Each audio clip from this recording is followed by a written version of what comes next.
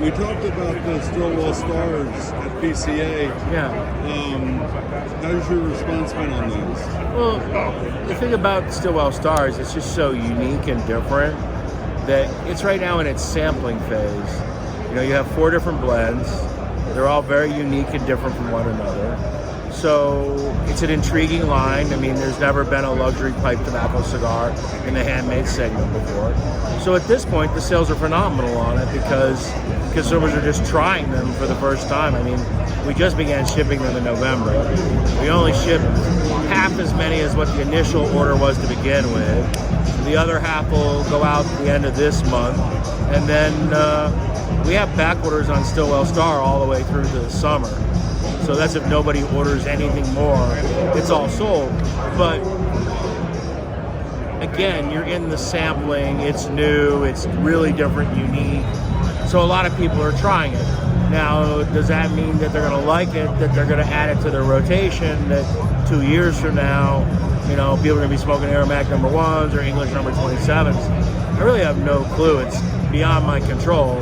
It's gonna depend ultimately on what consumers decide about it. So right now, it's doing incredibly well.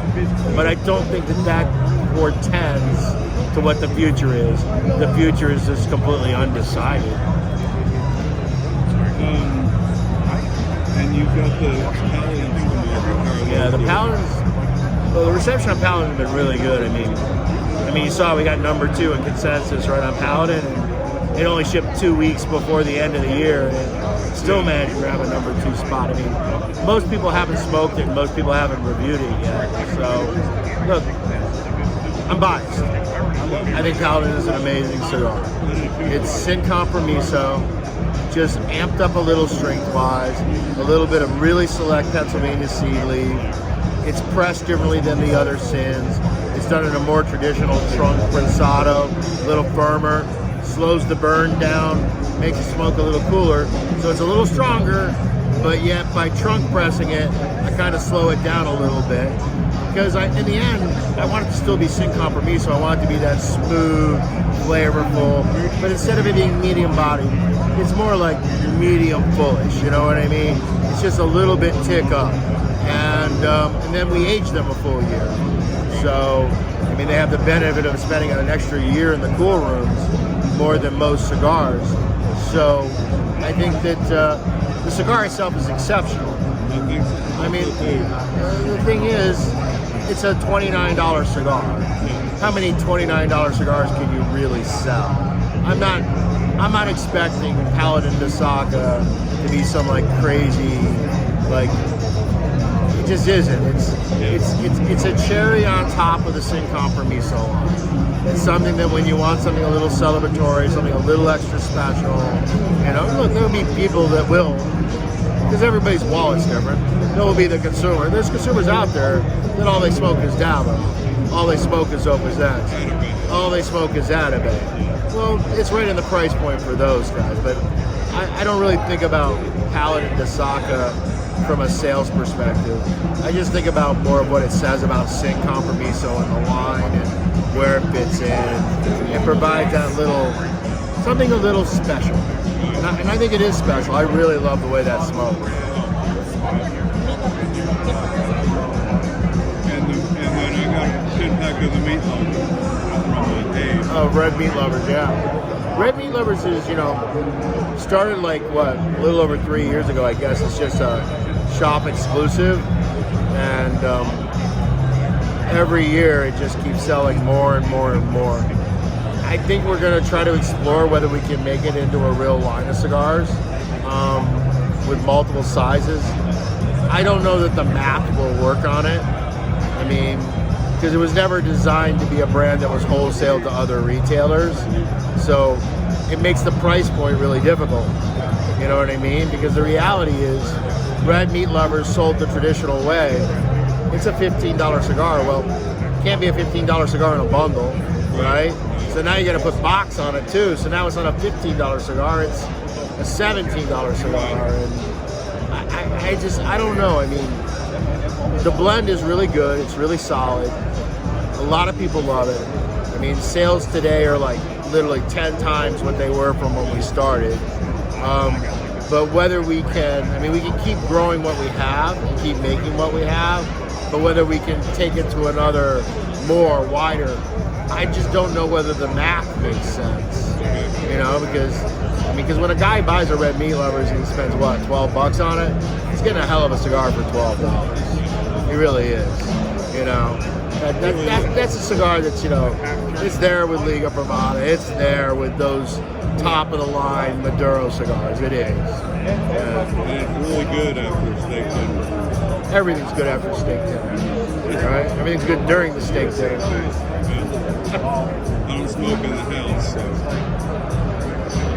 I guess we'll be eating outside. You live in Texas, other than a few months a year where it's just too bloody hot. Yeah, that's why we have a portable air conditioner in our garage. There you go. Whereas I smoke everywhere. I'm the worst. There's also go to the rental.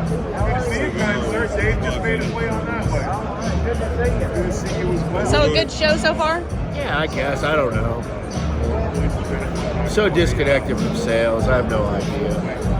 I just smoke, look pretty, talk to the camera. I don't really do much. But you develop the cigars, right? That's So my that's job. not here. My job is to roll the weeds into tubes. Yeah, that's my job. So, you know, it's it appears to be a good show. I mean, you also understand, look, TPE is the vast majority of buyers here. They own convenience stores. They own head shops. They own gas stations. They're looking. They have like 2 cases, you know, in their store. They're looking for brands that are like super well-known, legacy brands. Monte Cristo, Romeo, Acid. Even Rocky Patel is almost a little fringy, you know what I mean? Yeah. Or they're looking for really inexpensive bundle product. I don't have anything for those customers. Right. Everything I make is on the high end, and my brand recognition isn't very large at all. Nobody's ever walked into a head shop and saw 2 cases of cigars and go, hey man, you have that limited edition Sober Mesa Blue that's aged a year from that guy that used to make Liga. No, that doesn't come out of their mouths, you know what I mean? Yeah. So what that means is for a company like us, the only customers that we sell cigars to during a trade show like this are our brick and mortar customers that have decided to come to TV because the weather's great in January. Vegas is a great place to visit this time of year. They want to get away from the crappy weather they have. Or maybe it's their high season. You know, if you live in South Florida, Southern California, Arizona, you're in your best season of the year. You know, so we write a decent amount of business, but it isn't crazy. It's not that, you know how it is. Everybody's going to tell you they did fantastic. But I mean, it's just the reality of the customer mix. You have to have the right product line. Because I mean, what?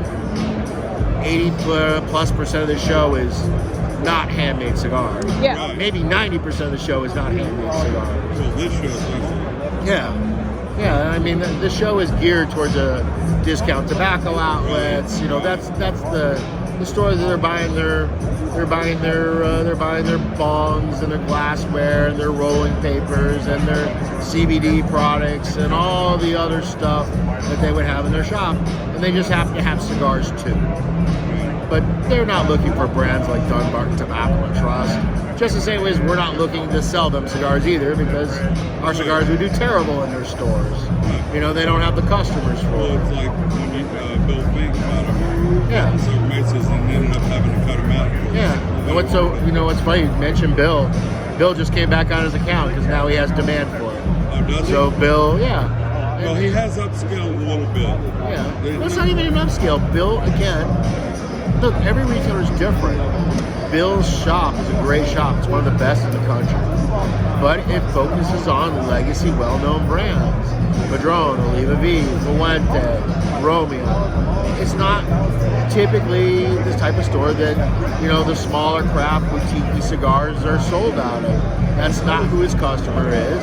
So a brand like ours, it has to get to a certain size where he starts to get customers to come to the door and ask for it by name. Right. And when that happens, well, then it's a perfectly great product for his shelf. Exactly. You know what I mean? So it's also understanding, because every retailer is different as how they operate their business. And yeah, and we've always had this policy. You know, anyone that buys cigars from us, if it doesn't sell, we buy them back. They're not stuck with it. And I actually, you could ask Bill. I tried to talk him out of buying our cigars because I knew it. You told me that. Yeah, I knew it wouldn't work for him in the early years. It needed 4, 5, 6 years for people to go, oh, I've heard of this. Yeah. You know, I've seen this. I want to try this. You know, and it's just the way it is. And you know, could have made Bill keep all that product and him having to close it out. You know, and leave a bad taste in his mouth. No, take it back when Bill's ready and his customers make sense. We're right back in the store again, and the product then does well for him, which is ultimately what I want. I want it to do well. Yeah. You know, there's no benefit of putting it in a shop that it doesn't sell well. I mean, you get the one-time sale. Who cares? You know. So how's your family? I have no clue. All I do is work.